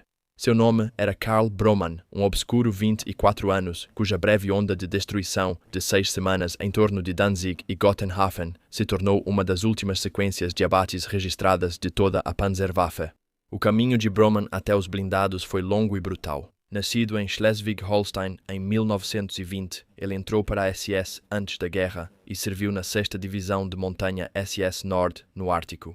Lá, ele foi gravemente ferido, atingido por tiros de metralhadora nas mãos e nas pernas em setembro de 1941 e semanas depois sofreu outro ferimento no pulmão e no fígado. Ele não deveria ter voltado ao serviço na linha de frente ainda. Em 1943, ele se requalificou para o serviço em blindados e se juntou ao Regimento Panzer 11 SS Nordland, lutando nas batalhas brutais ao redor de Leningrado. No final de 1944, ele foi transferido para uma unidade bem diferente, o Schwer SS Panzerabteilung 503, equipado com o Tiger II, o tanque mais pesado e poderoso que a Alemanha já colocou em campo.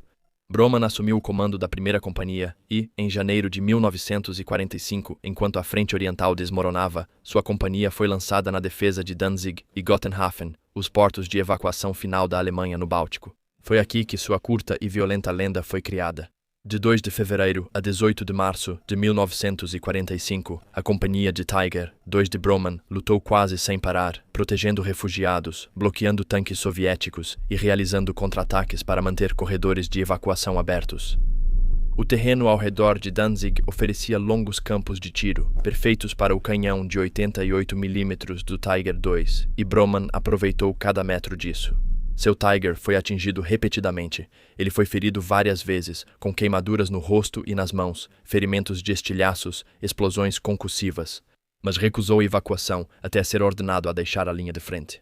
Nesse breve período de tempo, o relatório de combate da companhia dele para fins de premiação alegou um total impressionante: 66 tanques soviéticos destruídos, 44 canhões antitanque e 15 caminhões. Um número tão extremo e alcançado tão tarde na guerra que o OKW destacou o nome dele no Wehrmachtbericht, o comunicado oficial do alto comando. Foi uma das últimas vezes que um comandante de Tiger foi citado. Os combates ficaram desesperadores. Em março, a área de Gotenhafen cedia à pressão soviética. Bromann, ferido pela 3ª vez naquele ano, foi finalmente evacuado de navio da península de Heil para o Hospital Naval em Swinemünde. No dia 29 de abril de 1945, pouco menos de uma semana antes da rendição da Alemanha, ele recebeu a Cruz de Cavaleiro, sendo um dos últimos condecorados de todo o conflito. Broman sobreviveu à guerra. Capturado pelos britânicos em 21 de maio de 1945, ele passou 2 anos em cativeiro antes de retornar discretamente à vida civil, trabalhando como técnico em prótese dentária. Ele faleceu em 2011, sendo um dos últimos comandantes de companhia do Tiger, 2 ainda vivos. Seu histórico permanece controverso. Os números de Danzig não se alinham totalmente aos registros soviéticos e, como outras alegações alemãs do fim da guerra, refletem o caos e desespero dos meses finais. O que se sabe é que nas últimas semanas do Terceiro Reich, com as forças blindadas alemãs em colapso, Karl Broman e sua companhia de Tiger II participaram de uma das últimas grandes ações de tanques pesados da guerra. Violenta, de curta duração e, em última análise, sem sentido diante da escala do poder soviético, um último lampejo de letalidade à beira da derrota total. No verão de 1944, a Normandia virou um matadouro para as forças blindadas alemãs. Estradas estreitas, sebes e o uivo constante dos caças-bombardeiros aliados tornavam a guerra de blindados quase suicida. Mesmo assim, nesse inferno, avançaram alguns tanques pesados. Tiger da Schweer SS Panzerabteilung 102, entre eles uma tripulação liderada por um oficial de 25 anos. O candidato chamado Willy Fei já tinha visto a guerra em seu pior momento. Ele veio da frente oriental, onde a Das Reich e outras divisões da Waffen-SS haviam sido castigadas por anos de desgaste. Mas nada o preparou para o pesadelo nas encostas da colina. 112, um ponto tão disputado, tão banhado em sangue, que soldados britânicos e alemães mais tarde o chamaram de Pequeno Verdun da Normandia. Na noite de 10 de julho de 1944, o batalhão de Fey foi ordenado a avançar para apoiar um contra-ataque maciço das divisões 9ª SS Hohenstaufen e 10ª SS Frundsberg. Os britânicos haviam tomado parte da colina 112 e estavam tentando avançar para o sul em direção a Esquai. Se tivessem sucesso, as defesas do sul de Caen desmoronariam. Os tigres do Abteilung 102 avançaram na escuridão, formando uma cunha com 14 tanques pesados, cada um pesando 57 toneladas, cada um armado com a arma mais temida da guerra, o canhão de 88 mm KWK-36. No vale, os Shermans britânicos queimavam como fornalhas, iluminando a noite. Eram destroços de uma tentativa anterior de romper a linha. A artilharia rugia acima, o chão tremia. E atrás de seus tigres, os jovens granadeiros da SS se agachavam em suas trincheiras, imobilizados pelo bombardeio britânico que transformava a terra em lama. Fey, comandando o Tigre 134, encontrou uma posição de tiro dentro de um pequeno bosque, o motor funcionando silenciosamente, o cheiro de óleo e cordite preenchendo a torre. Em suas memórias, Batalhas Blindadas da Waffen-SS, ele descreveu esperar impacientemente por uma chance de testar nossa força contra a deles. Ele não teve que esperar muito. Ao amanhecer, blindados britânicos da 43, a divisão Wessex e tanques Churchill do 7º Regimento Real de Tanques começaram a subir a encosta. A visibilidade era curta, o ar estava cheio de fumaça, mas através das ópticas Zeiss do Tiger, Fey viu movimento, as silhuetas dos Shermans surgindo sobre a linha do cume. Ele segurou o fogo e esperou eles se aproximarem. Quando o primeiro tanque entrou em campo aberto, o artilheiro de Fey disparou o projétil de 88 mm, acertou o Sherman bem no centro, arrancando completamente a torre. Segundos depois, outra bola de fogo explodiu, depois uma terceira. O avanço britânico cessou quase de imediato, com tanques sendo destruídos pelo canhão de Fey e pelos tigres ao redor. Porém, os britânicos não estavam sozinhos. Churchill Crocodiles, tanques de infantaria, canhões antitanque e artilharia de apoio saturaram a colina com fogo. A infantaria alemã não conseguia avançar sob bombardeio. Os tigres lutaram quase sozinhos, recebendo impactos de equipes de Piat, canhões antitanque e projéteis explosivos que batiam em seus cascos como marretadas. O tanque de Fey foi atingido várias vezes. Um projétil acertou a torre, outro destruiu a cúpula e um de Churchill rachou a blindagem frontal, espalhando fragmentos de aço sobre a tripulação. Mas o Tigre 134 permaneceu na luta por horas. A batalha ocorreu no topo da colina, uma luta feia e próxima, onde raramente se via, além de algumas centenas de metros, e cada cerca viva ocultava um inimigo. Fey manobrou o tanque entre as árvores, atirando, recuando e flanqueando. Um batalhão de tanques britânico, após o outro, relatava perdas. Pelotões desapareciam. o avanço diminuía e então parava completamente. Ao final dos combates ao redor da colina 112, Willie Fay havia reivindicado 8 tanques britânicos destruídos, com vários outros danificados sob seu comando. Nas semanas seguintes, em torno de Esk e Malto, sua contagem aumentou. Suas ações lhe garantiram reconhecimento como um dos comandantes de Tiger mais confiáveis do batalhão. Agressivo quando necessário, disciplinado quando preciso e firme sob fogo, em um dos ambientes mais letais que uma tripulação de tanque poderia enfrentar, a Normandia não perdoava. Poucos comandantes de Tiger sobreviveram para ganhar reputação. Muitos contemporâneos de Fay morreram ou queimaram em seus veículos. A grande vantagem numérica aliada, os ataques aéreos e bombardeios brutais, tornaram cada estrada uma armadilha mortal. Mesmo assim, Fay sobreviveu. Ele lutou durante a retirada de Caen, lutou nas batalhas de ruptura e viveu para escrever sobre isso décadas depois. Em uma guerra cheia de mitos e lendas infladas, as ações de Willie Fay na colina 112 se destacam. Justamente porque não eram as histórias habituais de propaganda, eram de curta distância, claustrofóbicas, brutalmente realistas. Combates de tanques, do tipo que definiu a Normandia, muito mais do que as manobras amplas da frente oriental. Willie Fay não teve mais vitórias na guerra, nem foi um herói de propaganda. Quando os blindados britânicos avançaram com força numa colina tomada por sangue e fogo, seu Tiger e a tripulação resistiram onde quase ninguém conseguiu. Na primavera final de 1945, a frente oriental já não era mais um campo de batalha. Era um colapso, uma onda de blindados soviéticos avançando para Berlim com fúria incontrolável. O exército alemão estava destruído, divisões dizimadas e suprimentos inexistentes. Restavam apenas bolsões dispersos de blindados, ilhas de aço lutando por minutos, não por quilômetros. E entre esses últimos comandantes de tanque estava um Untersturmführer da SS de 20 anos, chamado Karl Körner, liderando um pequeno grupo de Tiger, 2 Königstiger do Schwere SS Panzerabteilung 503. Ele foi um dos últimos verdadeiros ases da guerra. Körner já fora artilheiro de Tiger sob Helmut Wendorf, famoso comandante de tanques pesados alemão, antes de assumir seu próprio Königstiger no fim da guerra. Em março de 1945, ele comandava um pelotão quando a primeira frente bielorrussa soviética iniciou seu avanço maciço em direção ao rio Oder, destruindo o que restava das defesas da Alemanha. Essas não eram as operações blindadas rápidas de 1941, era uma luta de morte, combates de rua, contra-ataques improvisados, bloqueios de estrada de última hora. O King Tiger de Körner foi lançado nesse caos com uma única tarefa: atrasar os soviéticos, ganhar tempo, segurar a qualquer custo. No dia 18 de abril de 1945, a sudeste de Berlim, o pelotão de Körner recebeu ordens para apoiar elementos da 11ª Divisão SS Panzergrenadier Nordland, uma das últimas unidades blindadas ainda capazes de agir de forma coordenada.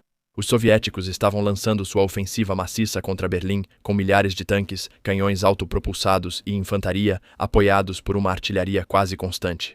Os Tigres de Körner avançaram para a floresta de Hauber, um dos campos de batalha mais aterrorizantes da guerra. As estradas estavam congestionadas com refugiados, unidades destruídas da Wehrmacht e soldados feridos tentando escapar do cerco. A única coisa que impedia um avanço total dos soviéticos era um punhado de tanques pesados alemães, incluindo os de Körner. Segundo registros do batalhão e depoimentos pós-guerra, os 2 King Tigers de Körner posicionaram-se atrás de um aterro ferroviário e se prepararam para o que viria. Um regimento de tanques soviéticos avançava em coluna, sem saber que blindados pesados alemães ainda operavam na área. Quando os T-34s da frente surgiram em campo aberto, Körner abriu fogo. Os primeiros tanques soviéticos explodiram instantaneamente, depois o segundo, depois o terceiro. O canhão 88mm KWK 43 do Tiger II, o canhão de tanque mais poderoso da guerra, atravessava a blindagem soviética. Em minutos, a estrada virou um cemitério em chamas por mais de 1 quilômetro. Körner continuou atirando, mudando de alvo com precisão clínica, enquanto a formação soviética se desintegrava em pânico. Em apenas um único confronto, Körner afirmou ter destruído mais de 20 tanques soviéticos com algumas fontes, dizendo que o número pode ter ultrapassado 30 à medida que retardatários tentavam escapar da emboscada. Foi uma das últimas grandes batalhas de tanques pesados de toda a guerra, mas a guerra de Körner ainda não tinha acabado. Com as tropas soviéticas cercando Berlim, os remanescentes do Schwere SS Panzerabteilung 503 foram obrigados a recuar para dentro da cidade. O Tiger II de Körner continuou lutando em Neukölln e na área de Tempelhof, ruas agora tão estreitas que o tanque de 68 toneladas mal conseguia virar. A infantaria soviética surgia de porões e andares superiores, disparando Panzerfausts a curta distância. Um Tiger II podia dominar um campo aberto, mas em Berlim, Koerner lutava com um gigante preso dentro de uma gaiola. Mesmo assim, a blindagem do Tiger real mostrou-se muito resistente. O tanque de Koerner sobreviveu a repetidos impactos enquanto ele cobria a retirada da infantaria da Nordland, destruindo tanques soviéticos a menos de 200 metros e usando o gigantesco veículo como uma fortaleza móvel. No dia 30 de abril de 1945, o Tiger II de Koerner era um dos últimos tanques pesados operacionais restantes em Berlim. O batalhão estava praticamente destruído, a munição quase acabando e o combustível já tinha acabado completamente. Os últimos King Tigers foram abandonados e destruídos pelas próprias tripulações. Koerner fugiu da cidade com poucos sobreviventes, rendendo-se depois às forças ocidentais. Ele sobreviveu a alguns dos piores combates de blindados da história da humanidade, do Oda ao Havel, de Halber a Berlim.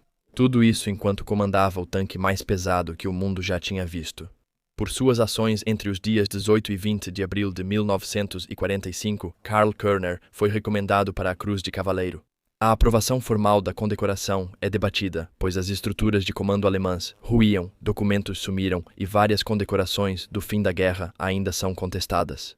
O que é certo é o seguinte: o pelotão de Koerner travou uma das últimas ações efetivas de Tiger II da guerra, destruindo um regimento de tanques soviéticos em uma única manhã e atrasando o cerco de milhares de soldados alemães e refugiados no bolsão de Haube. Ele foi um dos últimos comandantes de tanque a transformar o potencial aterrorizante do Tiger II em realidade e um dos últimos a sobreviver a isso. No verão de 1944, enquanto o Terceiro Reich cambaleava de desastre em desastre, o tanque Tiger ainda carregava uma aura de invencibilidade. Era lento, era pesado, quebrava constantemente, mas nas mãos de um comandante habilidoso, continuava sendo a arma blindada mais temida no campo de batalha. Poucos homens demonstraram isso tão consistentemente quanto Paul Egger, o comandante austríaco que lutou com batalhões de tanques pesados nas frentes oriental e ocidental. Egger serviu na Schwer SS Panzer Abteilung 102, posteriormente redesignada 502, uma das unidades de tanques pesados de elite da Waffen-SS. A carreira dele é incomum porque, diferente de outros comandantes famosos de Tiger que atuaram em um só fronte, Egger lutou contra o Exército Vermelho e os aliados ocidentais, na Normandia, no setor de Cannes, e mais tarde nos combates brutais ao redor de Estrasburgo e Alsácia. Quando Egger e seu batalhão chegaram à Normandia, em junho de 1944, o campo de batalha já era um pesadelo. A superioridade aérea dos aliados impedia que os Tigres se movessem de dia, sem chamar a atenção dos Taifuns com foguetes. Estradas tinham crateras, vilarejos destruídos pela artilharia naval e aviões aliados monitoravam todo o movimento alemão. Para um comandante de Tigre, isso significava apenas uma coisa: lutar escondido ou morrer. O pelotão de Tigres de Egger lutou nas amargas batalhas defensivas ao redor de Cannes, apoiando a 12ª Divisão Panzer SS Hitlerjugend e, mais tarde, a 9ª SS Hohenstaufen. No terreno claustrofóbico do Bocage, o alcance do Tigre muitas vezes era desperdiçado. Os combates aconteciam a distâncias ridiculamente curtas, 50 metros às vezes menos, com tanques aliados aparecendo de repente nas esquinas ou irrompendo através das sebes. Um dos primeiros combates de Egger na Normandia foi perto de Etterville, onde seu Tigre destruiu vários Sherman a queima-roupa, atirando assim que os canos apareciam na folhagem. A blindagem pesada do Tigre provou seu valor. Projéteis aliados ricocheteavam no glacis ou torre enquanto a tripulação operava o canhão como máquina de fábrica.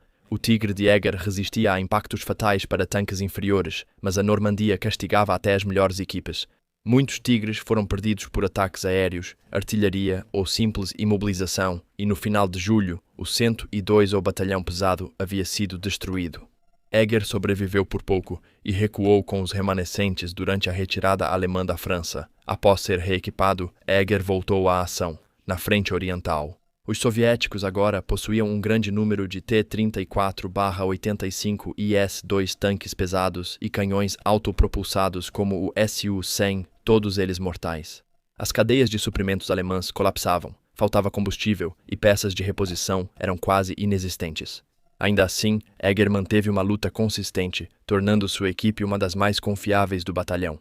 Ele se destacou no estilo clássico do Tiger, tiros de longo alcance, posicionamento cuidadoso e absoluta paciência durante ações defensivas. Na Polônia, no final de 1944, o Tiger de Eger enfrentou as pontas de lança soviéticas que avançavam por estradas florestais e travessias de rios.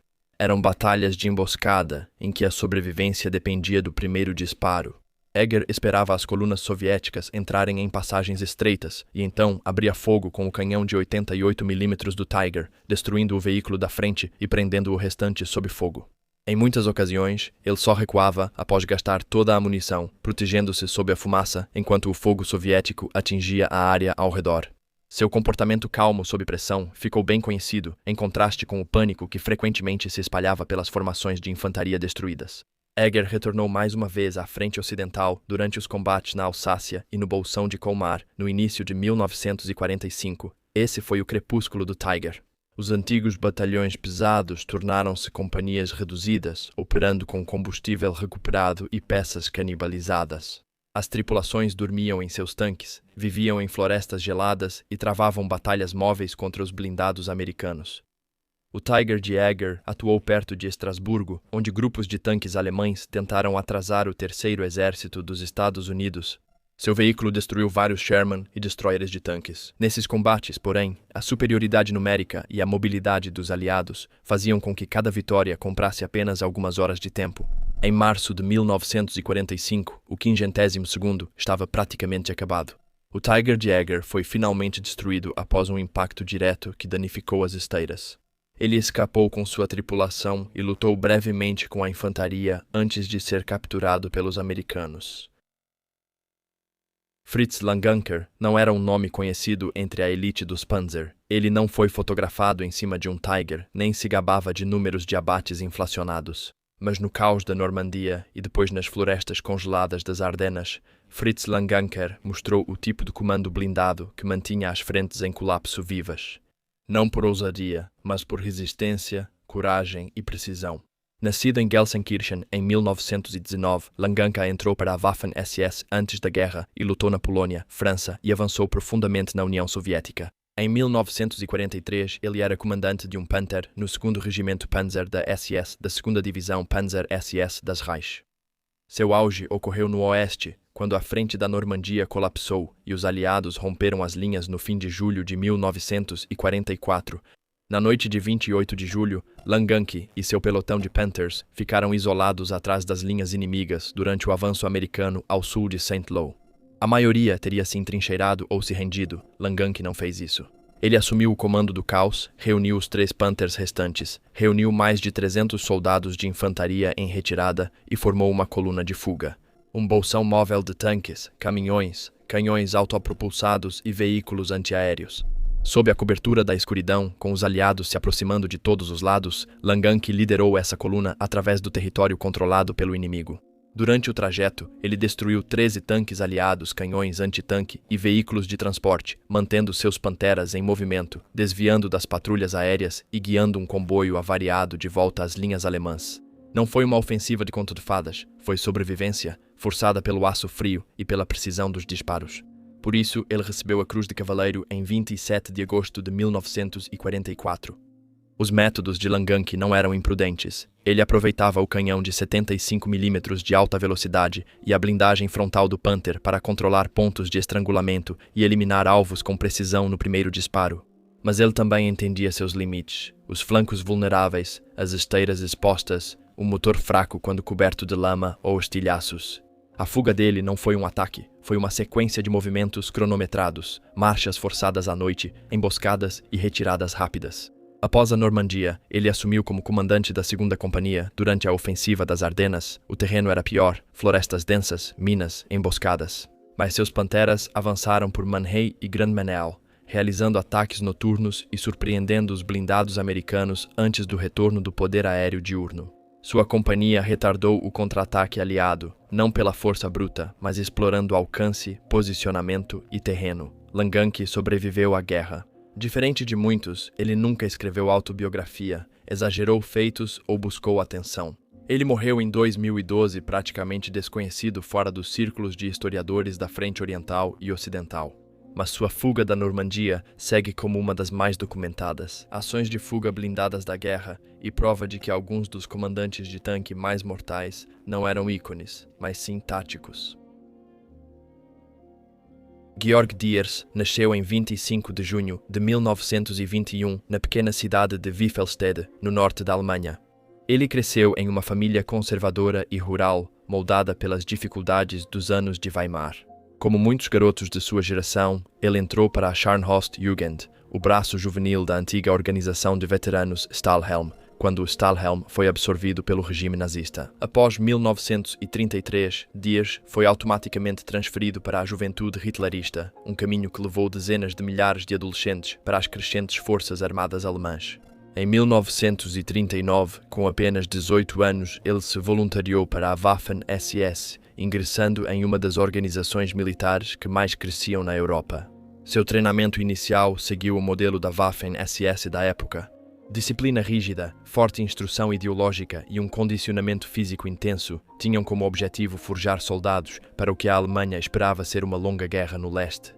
Diers viu seu primeiro grande combate na campanha do Cáucaso de 1941 a 1942, quando o grupo de exércitos, a alemão, avançou profundamente pelo sul da União Soviética na tentativa de tomar os campos de petróleo de Grozny e Baku. As condições eram brutais: alta altitude, temperaturas extremas e contra-ataques soviéticos que se tornavam mais agressivos à medida que o avanço alemão estagnava. Em setembro de 1942, perto de Grozny, Diers foi gravemente ferido, evacuado da linha de frente e, eventualmente, enviado para um hospital militar em Viena para se recuperar.